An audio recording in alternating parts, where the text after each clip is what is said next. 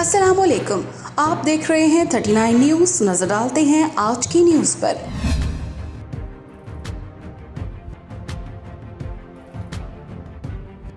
तफसीलात जानते हैं अपने नुमाइंदे से।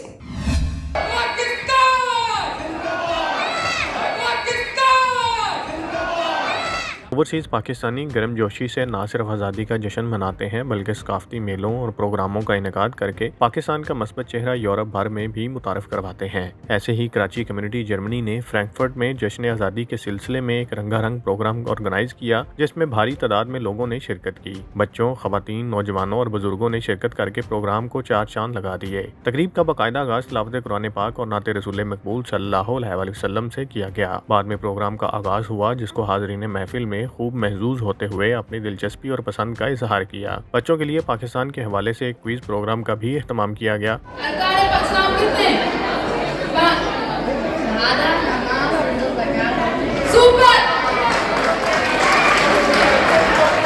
प्रोग्राम के बाद बच्चों में इनामात भी तकसीम किए गए। प्रोग्राम में खुसूसी तौर पर मौसीकी का एहतमाम भी किया गया, जिसमें जर्मनी में मुकीम शुरका ने वक्तन फवक्तन अपनी आवाज़ में मिल्ली नगमे गाकर समा बांध दिया।